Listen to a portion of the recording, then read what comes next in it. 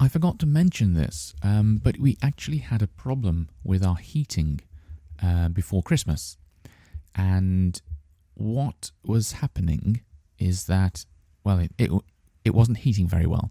And when I say it, I mean the air conditioning. So unlike homes in England, where all the homes have central heating, which is like radiators. If you know what radiators are, if you don't, I'm afraid you might have to look that up on the internet. They're a bit hard to explain, radiators. Maybe they're not. They're just big pieces of metal that are stuck to a wall.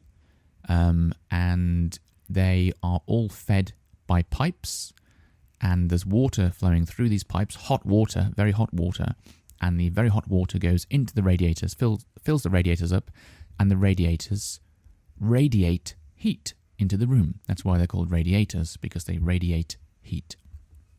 And then it's called a central heating system because there's like a central part that does all of the heating, and then it just pipes all of the hot water all around the house, and that's how it's able to heat every room. There's nothing like this in Japan. I don't know, maybe some houses have something similar. I think the closest thing I've seen to like a sort of like a central heating system, you know, where there's heating in each room, is maybe like underfloor heating. So like every floor, well, maybe not every floor, but some floors have heating underneath. But I think in most houses, as far as I'm aware, people use the air conditioning machine, the thing that's usually responsible for cooling down a very hot room in the summertime, as a heater instead. So they've usually got like a heating mode and a cooling mode. So that's what we've been doing. And if I want to work in a different room in the house, because we've only got one air conditioner in this particular flat. I keep saying house. Yeah, house, flat. There's a nuance there. They're not the same thing. They are different.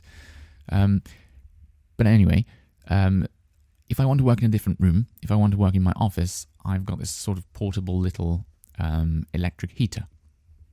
Now this is a separate topic, but I may as well bring it up. The funny thing is, and I've noticed this in like every Japanese house or flat or whatever that I've stayed in, is if you have too many things plugged into the electricity in your apartment, in your flat, in your house, then it just all switches off. So, for instance, if I have the air conditioning on, and if I have a heater on in my room, and then I don't know, like the microwave is turned on, or maybe the microwave and the kettle. I can't remember exactly what it is. Then that's it. That's like too much. No, we're going to like switch all the electricity off. That's what happens. I can't speak today. Goodness me, it's all the tiredness. I'm going to blame it on tiredness.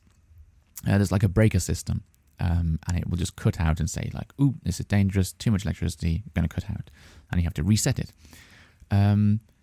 So I think if I had like the air conditioning on, heating the room, and the heater in my office, and then another heater, I think that would be it. I think it couldn't cope with that scenario where there's like 3 heaters, which to me is just absolutely ridiculous, because houses in England, the amount of electricity you can pull down from your house in England is just unbelievable.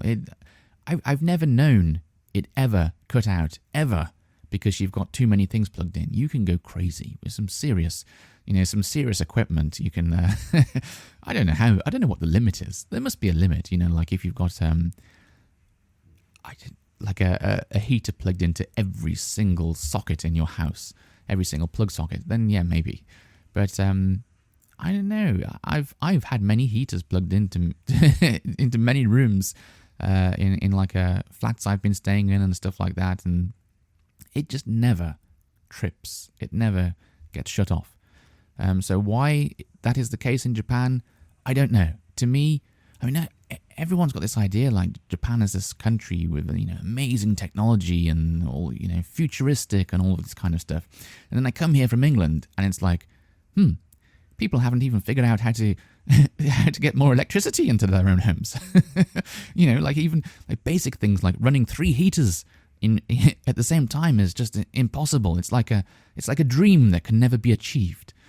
Anyway, that is a completely separate thing. Let's get back to the topic of my broken heating. So the heating wasn't working recently. The air conditioning heating, the sort of main heating in my flat, and it was when I say it wasn't working, it was running. There was some heat coming out of it, but as the temperature outside got colder and colder. Sorry, I'm just listening to the wind outside. It's atrocious today, really windy, and I don't know if you can hear it. I can. Anyway, as the temperature outside was getting lower and lower, the heating was getting colder and colder. It wasn't doing its job. It wasn't heating enough for the room to stay warm. It was warmish. It was probably around 19 or 20 or something like that. But I don't know, like 21, 22 is a bit more comfortable. Maybe it went down to 18. I don't know. I can't remember. It was like I said, it was a while ago, before Christmas. This was, and at some point, I'd been used to it. My wife was used to it because it was gradually like getting colder and colder. It didn't happen immediately. At some point, we had my wife's parents round and some other members of her family, and we were thinking like, let's turn the heating up because we don't want them to be cold. Like I said, we were getting used to it and we were wearing like more clothes. Just like, it's cold today, isn't it? Let's put on more clothes. And it just wasn't working. We put the temperature on the remote for the air conditioning. We put it up to like, I don't know, crazy, like 25, no, 26, nothing. No, it just could not get it any warmer than it was in the room. And I think at that point, maybe someone suggested like cleaning the air conditioning unit. Now, I don't personally know very much about air conditioning units because we don't have them in the UK. I understand how they work, but I don't understand like certain maintenance requirements. I don't know. I didn't know that you have to maintain them. That there's things you have to do to them. I suppose it's obvious, but yeah, it's all new to me. So someone mentioned, like cleaning it or something like that. And at some point later on that week, I decided to see what it was all about. So I started looking at this main unit we have and seeing if there's a way to open it up. I'm not talking opening it up with screws, undoing screws. I wouldn't recommend that. I mean, just looking if there's like a part that opens up that's obvious. For some way to clean something, and there was on the front of the unit this big like flap that you could open up, and I opened it up, and inside there's two like they're filters, but it looks sort of like a screen, not a computer screen, like a net screen. What can I describe? It looks like a net screen. For example, a sieve. Do you know what a sieve is? Like you sieve flour when you're doing baking and you sieve the flour. I don't know. Do you do baking? I don't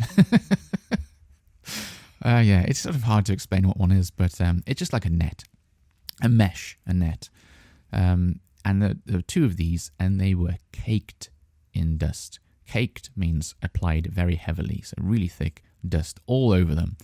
And I thought, well, yeah, they're covered in dust, but does it really make that much difference to how poorly this machine works, or is there something else wrong with the air conditioning?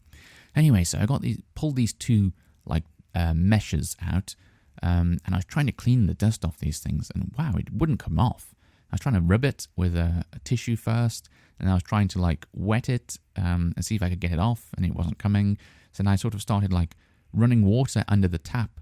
Running it underwater from the tap. Like on the reverse of it, seeing if the water was strong enough to sort of like push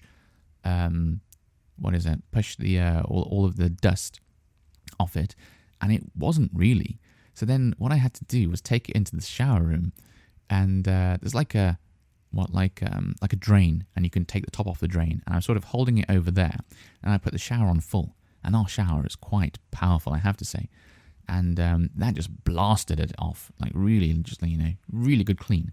And I dried it afterwards, and it's like, wow, I can see through it again now. I can see through this mesh, this net.